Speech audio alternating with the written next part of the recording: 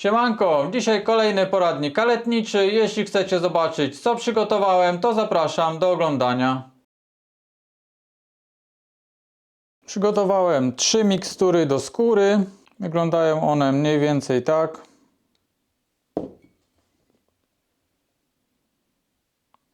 Z każdej z nich będzie poszczególny film, a na końcu porównanie. Tak więc dzisiaj zajmiemy się tą miksturą.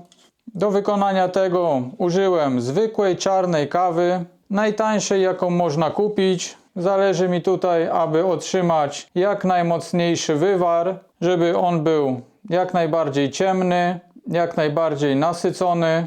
Ten słoik ma w okolicach pół litra. Tego wszystkiego jest tutaj gdzieś w połowie, więc na połowę takiego słoika użyłem 10 małych łyżeczek kawy, takich dość czubatych. Zalałem to wrzątkiem, następnie doprowadziłem to do wrzenia w garnku i gotowałem w okolicach 10-15 minut.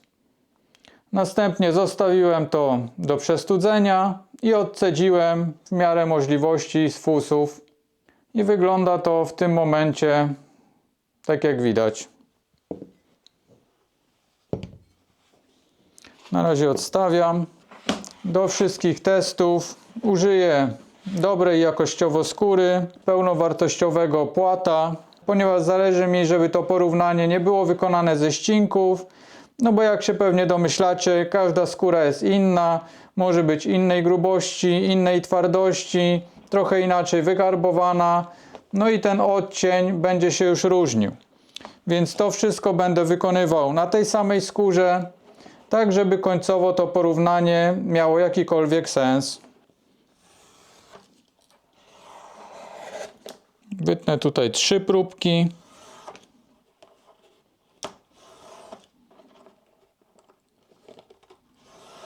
Ogólnie ten test będzie miał 2 cele. Jeden będzie dotyczył barwienia skóry, czy kawa w ogóle jest w stanie zabarwić skórę. Do każdego testu używam skóry garbowanej roślinnie, licowej, juchtowej. Kawa zawiera w sobie bardzo dużo tanin, czyli są to naturalne garbniki, które dodatkowo pozwalają zwiększyć ich ilość w skórze. Będzie to miało wpływ na końcowy test, do którego wykonam jeszcze osobną miksturę, żeby pokazać i porównać później, jak to wpływa i czy rzeczywiście ta różnica jest zauważalna. Podpiszę to K, czyli kawa.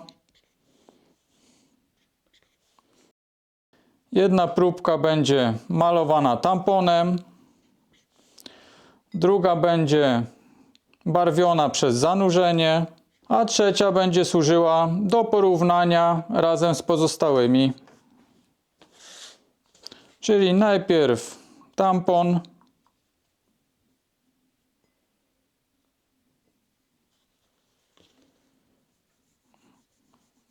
mniej więcej tylko połowę pomaluję.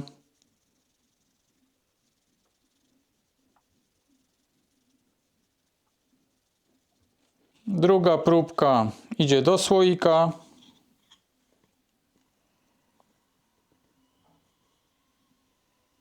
Zostawiam to na około 12 godzin. Następnie wyjmuję skórę, przesuszę ją. Oczywiście bez przyspieszania tego procesu, czyli żadne suszarki, opalarki, grzejniki. Po prostu odkładam tą skórę i ona musi w swoim tempie doschnąć. I następnie porównamy wyniki tego barwienia. Minęło kilkanaście godzin, więc wyjmuję skórę.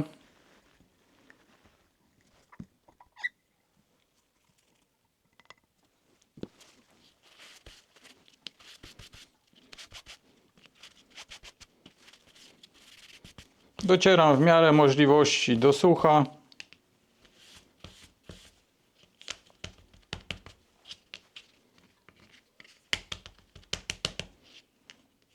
Tak wygląda w porównaniu ze skórą, z której wycinałem początkowo próbki.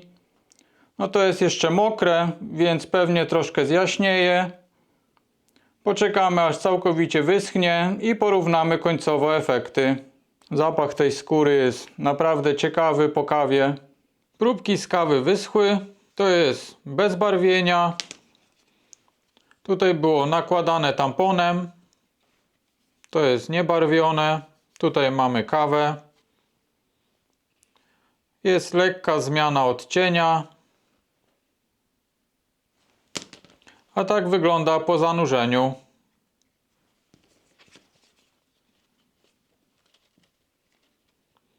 W porównaniu z pierwotnym kolorem skóry jest spora zmiana.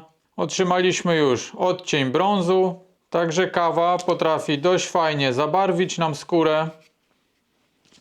Dla porównania, moim zdaniem jest spora różnica, no i efekt jest dość ciekawy. Jeśli się Wam podobało, zostawcie łapkę, komentarz dla zasięgu i do zobaczenia w kolejnym odcinku. Cześć!